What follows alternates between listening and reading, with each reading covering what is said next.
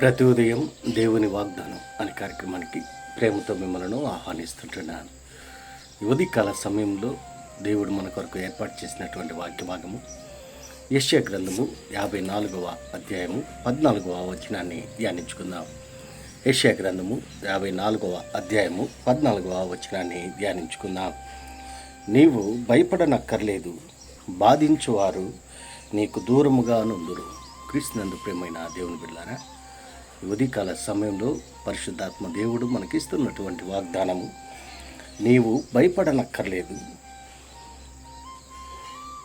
బాధించువారు నీకు దూరముగా నుందురు. ఈ యొక్క వాగ్దానాన్ని దేవుడు మనకును మన కుటుంబాలకు ఆశీర్వాదకరంగా మార్చిన గాక.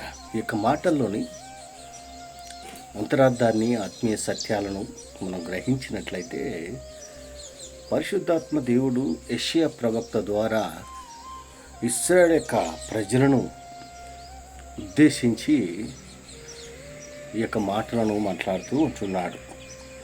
మొదటి మాటల్లోనే నుంచి మొదటి వచనంలో నుండి మనం గమనించినట్లయితే, దేవుడు ఇశ్రాయేలు యొక్క ప్రజల పట్ల ఒక ప్రణాళికను కలిగి ఉంటున్నాడు. మరి ఎలాంటి ప్రణాళిక అని అంటే మనం గమనించినట్లయితే 5వ వచనంలో మనం నిన్ను సృష్టించినవాడు నీకు భర్త ఉన్నాడు, సైన్యములకు అధిపతియగు యెహోవా అని ఆయనకు పేరు, ఇశ్రాయేలు యొక్క పరిశుద్ధ దేవుడు నీకు విమోచకుడు, సర్వలోకమునకు దేవుడని ఆయనకు పేరు. ఇంకా అంత మాత్రమే కాదు, కానీ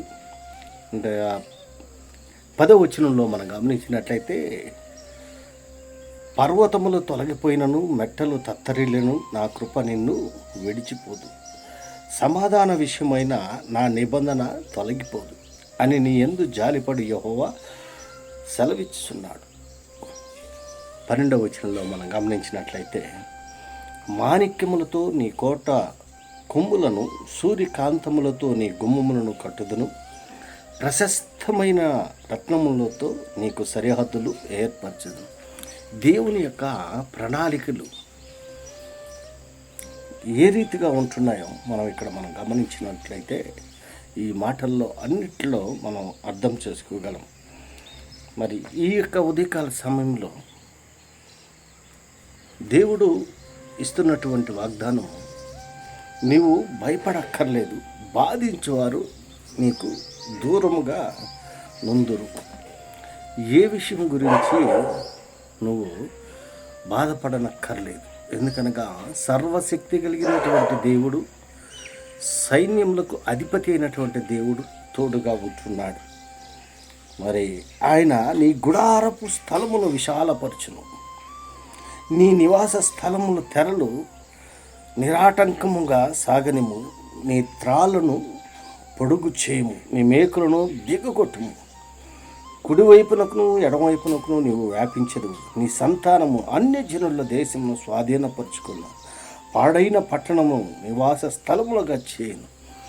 దేవునికి అసాధ్యమైనటువంటి కార్యము ఏదీ లేదు. ఆయనకు సమస్తము సాధ్యమై ఉంటున్నది.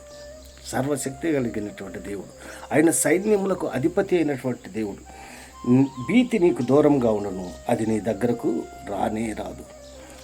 ఎందుకనగా దేవుని యొక్క సన్నిధి, దేవుని యొక్క ప్రసన్నత తన ప్రజల పట్ల మరి ఎల్లవేళలా తోడుగా ఉంటున్నది. అందుకే దేవుని యొక్క వాక్యంలో మనం గమనించినట్లయితే, ఇశ్రాయేలును కాపాడువాడు కునుకుడు నిద్రపోడు అని వాక్యంలో మనం చూస్తూ ఉంటున్నాం.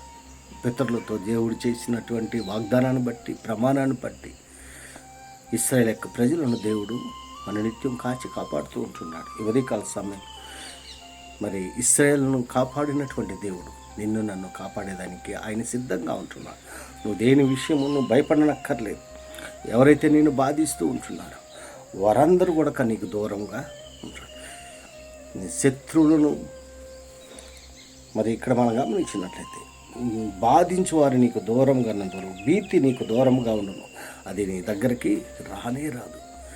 దేవుడి యొక్క సన్నిధి, దేవుని యొక్క ప్రసన్నత, దేవుని యొక్క కాపుదల మనకు తోడుగా ఉన్నంత వరకు మనం దేని గురించి భయపడనక్కర్లేదు. దేవుణ్ణి స్తుతించేటువంటి వారిగా, దేవుణ్ణి మహింపరిచేటువంటి వారిగా నీవు నేను ఉండాలని ఈ కొద్ది మాటల ద్వారా నేను హెచ్చరిక చేస్తాను. దేవుడి యొక్క మాటలను మరెక్కువగా మీకును మీ కుటుంబాలకును దేవుడు ఆశీర్వాదకరంగా మార్చిన కాక ఆమేన్.